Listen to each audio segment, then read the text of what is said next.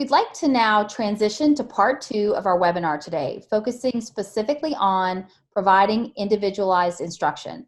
We would like to be intentional in our instructional design and practice, thinking about how learning activities follow a coherent sequence, are aligned to instructional goals, and are designed to engage students in high-level cognitive activity. These are appropriately differentiated for individual learners. Instructional groups are varied appropriately with some opportunity for student choice.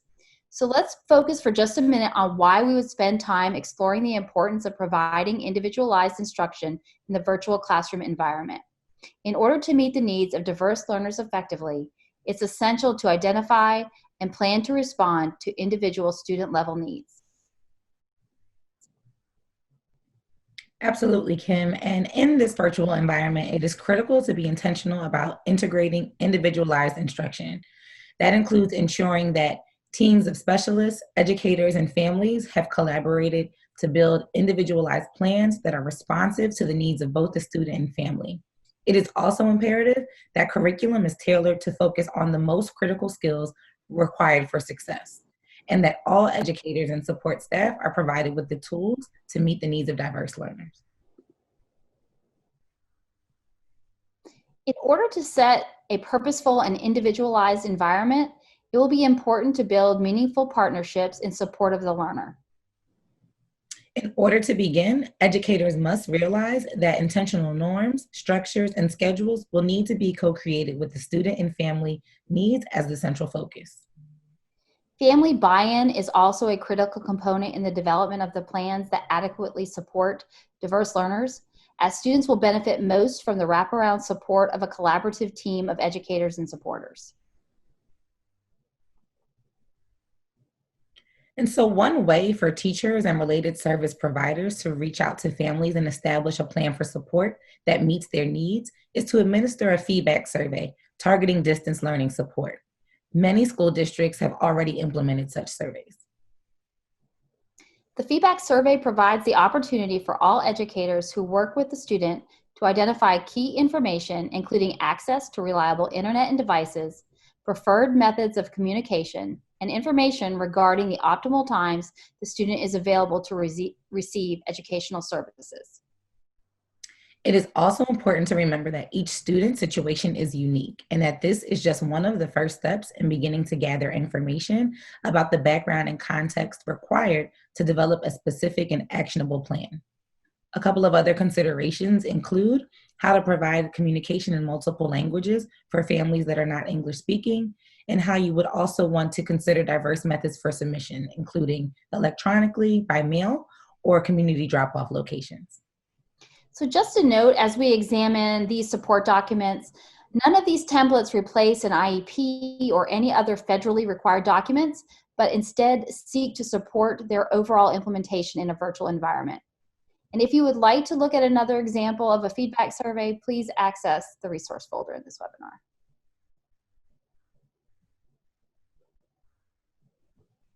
As we think about developing personalized learning experiences for diverse learners, it will also be important to focus on the most critical skills for mastery of key content. In our last webinar, we engaged in the process of identifying the student learning targets embedded in standards. In addition to narrowing the focus of curriculum, it will also be imperative to consider a learner's individual strengths and areas of development when making decisions around personalized instruction. Being intentional in identifying a student's overall skill level ensures that we can meet the child where they are, thus preparing them to take the next step.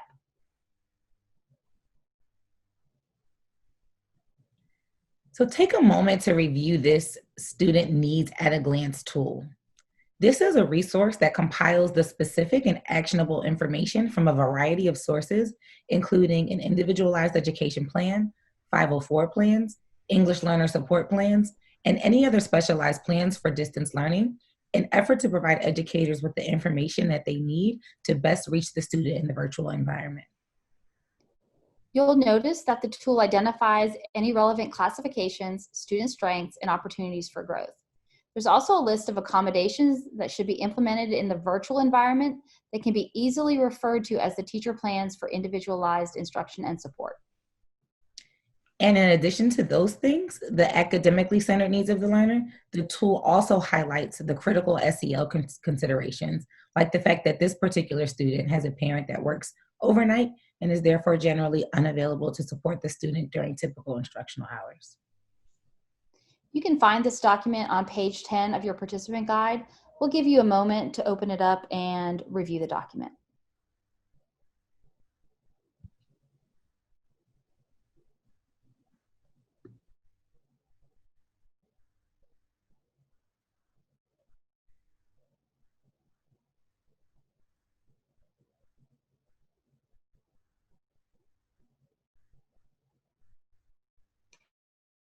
Standard F of the National Standards for Quality Online Teaching states that the online teacher is cognizant of the diversity of student academic needs and incorporates accommodations into the online environment.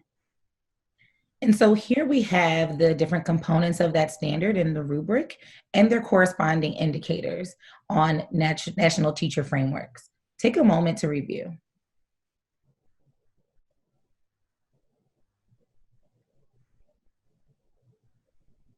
As you'll notice, it states that the effective online teacher is intentional about doing the following when providing individualized learning experiences for diverse learners: monitoring and interpreting learner progress and providing the necessary additional supports in response, Incorporating the required accommodations and modifications and collaborating with a team to meet the learner needs, collecting and using data to make informed instructional decisions and identifying when learners need additional support, increasing access by creating alternative formats of course materials, and finally, building joy into personalized learning by leveraging learner talents and strengths and providing them with choice. And so in just a moment, we'll explore the presence of these elements as we debrief a virtual lesson scenario. We will now revisit our virtual scenario from webinar 2. You may recall that Ms. Apple's coach committed to observing small group remediation and that the data from the initial lesson revealed that there were students who did not actively contribute to discussion and group tasks and thus did not master the skill.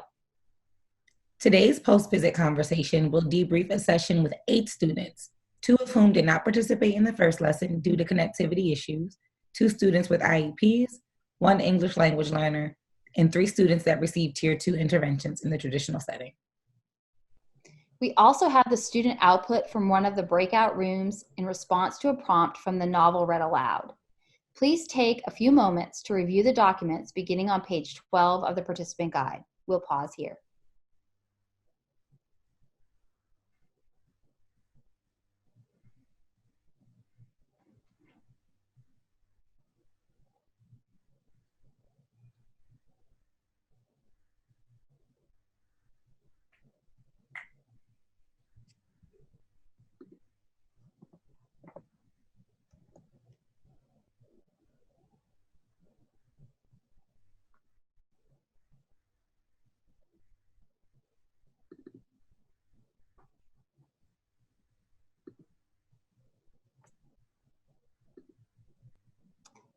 Now that you've had an opportunity to review the student work and the evidence from the virtual visit, we are going to role play a post-conference reflection conversation focusing on the high leverage strategies to support diverse learners that were used in the lesson.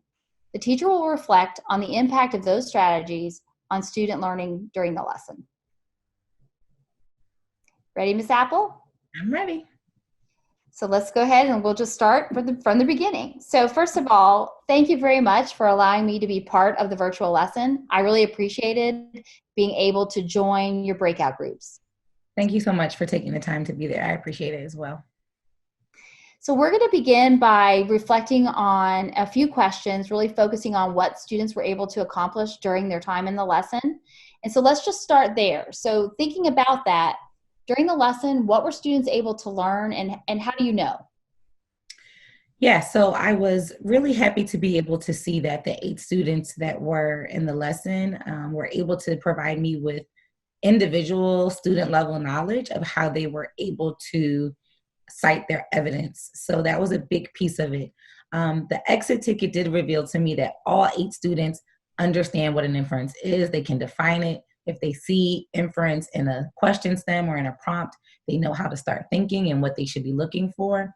But then that next step is being able to construct their own inference and then pull the evidence or quotations directly from the text that support it. And so I was able to see that 7 of the 8 students in that small group are doing a very good job at that they're able to construct an inference. They're able to look at an inference that's already been created and then pull details or quotes or events from the text to support the inference that they're making. And then there is still one student that did not yet demonstrate that she is as confident with finding the evidence and also creating those inferences independently as well. And that's a significant difference in what students were able to do as compared to that first lesson.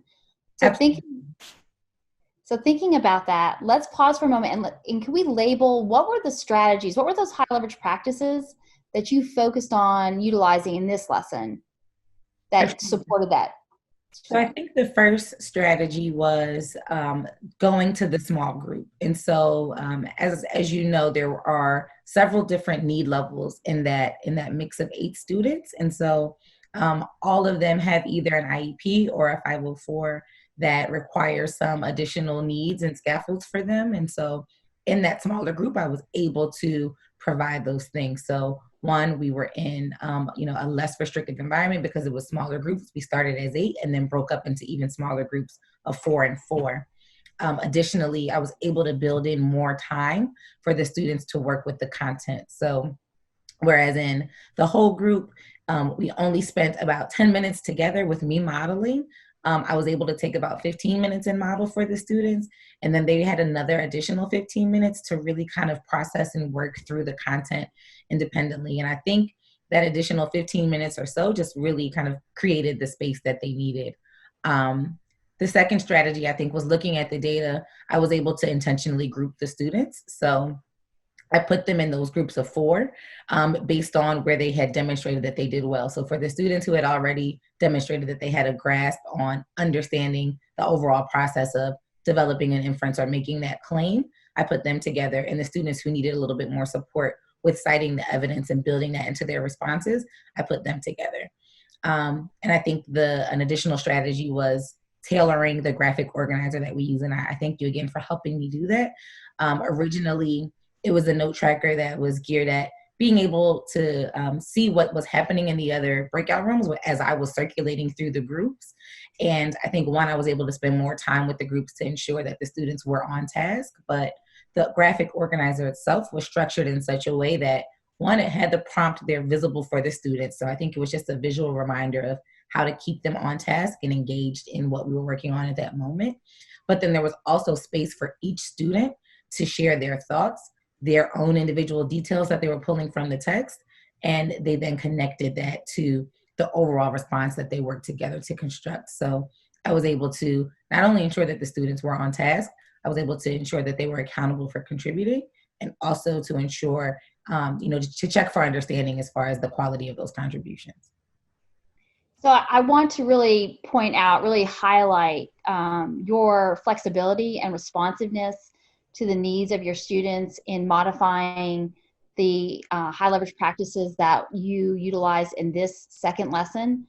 Specifically what I just heard you say, and I took some notes as you were talking. First high leverage practice was the use of the data to organize your small groups. The second was the adjustment of how the time was spent with the whole group versus the smaller groups based on needs, also going back to the data. And then that third high leverage practice was the use of the modified note tracker or graphic organizer. And I noticed that too in the breakout group that I was in. Because of that new structure, all students were held accountable, which I do think supported their ability to be successful on that learning target. Absolutely. I definitely think those shifts and implementing some of those high leverage practices that we just discussed are definitely what contributed to greater outcomes for the students in this smaller group setting. I also noted that you mentioned in your reflection that you do still have one student who hasn't quite mastered the material. And so have you thought about what a possible next step might be for that child? Yes, I spent a lot of time thinking about it. This is a student of mine that has demonstrated some need. She is an English language learner. And so one of the things that I think is very true for her is that she's just not confident in group settings, even smaller group settings. I do tend to get a lot more from her verbally in general, but also when we're one-on-one, she's just a lot more comfortable taking those risks. So in response to that observation, I have set up some time for a one-on-one session with her so that she can just feel confident and comfortable to step out and take those risks. And I've also invited one of the specialists, the ELL specialist in our building, to accompany me in that one-on-one session, because I do think that the language barrier sometimes is challenging as we look at more complex texts and as the tasks become more complex. So leaning on the specialist, creating that one-on-one space. And then I think finally, we are also working to engage her parent, because of the fact that when she's working with me or working with the specialist, I think she feels, again, has that confidence because she has that support right there with her. So we are going to try to engage one of her family members to just kind of provide that support when she's working asynchronously and not necessarily one-on-one with myself or another educator. So if I can paraphrase what you just said, sort of that next step for that one student is going to be, well, and for all really, as the case arises or the need arises, is really going to be to A, have that one-on-one time, but also B, engage the specialist to support in that area during that time. Absolutely. Yes, and to just focus intently on what her specific barriers and needs are so that we can mitigate those and get her to where she needs to be as far as mastering the content. I think that's a great idea. How can I support that? What can I do to help you in that process? I think one of the things that would be helpful as I think about how I can, tailor my instruction in this way to all students is looking at the data. And so I was able to learn a lot by looking at the exit ticket and looking at the students' constructive responses and, paying attention to how they were contributing to the group discussions. And I'd love to continue using the data that I'm collecting to inform my decisions as far as instruction goes and as I'm planning for my next lessons. And so I'd love to, collect more data and really just kind of practice and get in the habit of using an analytical lens to look at it and to help me figure out what I need to do, what my next steps need to be.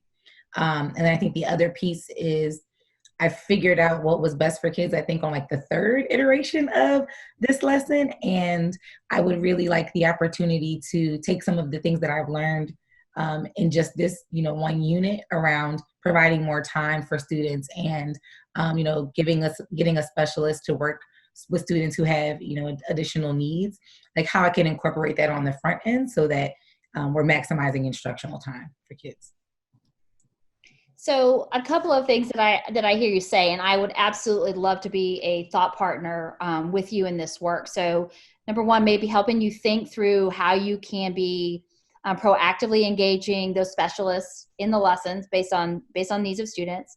I also heard something connected to, let's look at some of that data that you've been collecting, and let's really take a good look at how we can use that to group students further. And then our planning time has generally been after school at 2:30 these last few times that we've got together. So would it be okay if we went ahead and just said, why don't we plan on tomorrow? Because I know from our conversations earlier, you've got some data coming out of the most recent lesson that's occurring today. So why don't we go ahead and just start right then? Absolutely. That sounds great. Yeah.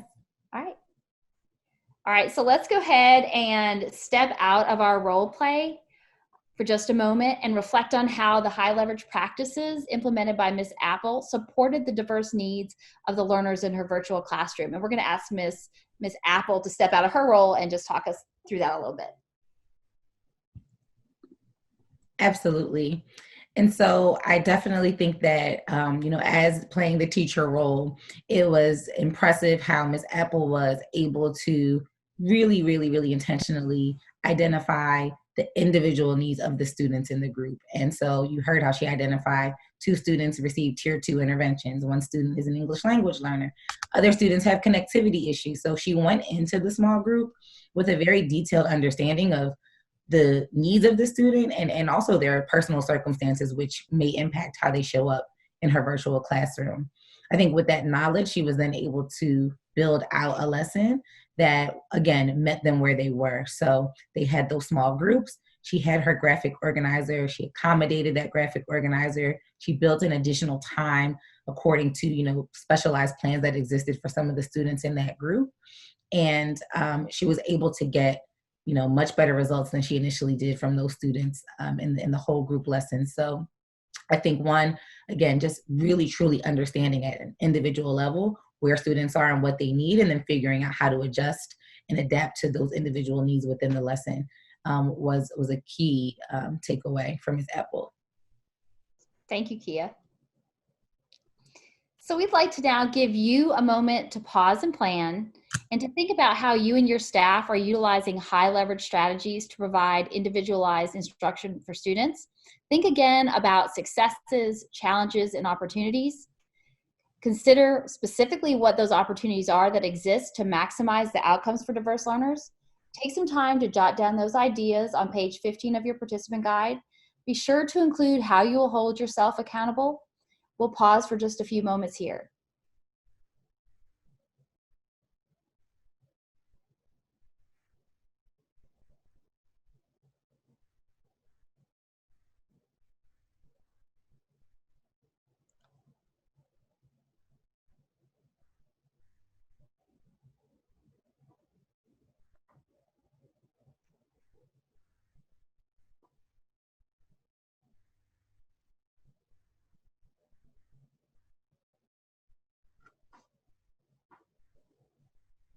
And as you continue to carve out your plans, we'd like to share a few of the considerations and action steps and look fors that you may want to consider in your own context.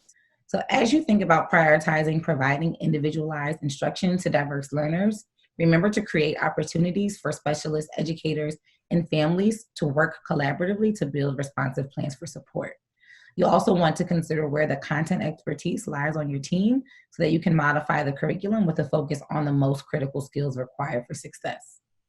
Additionally, as you plan for how to provide educators with the resources and tools to utilize best practices while consistently meeting the needs of diverse learners, remember to continue to conduct virtual observations and using the data that you collect to develop plans for ongoing professional learning that's responsive to the needs of your building.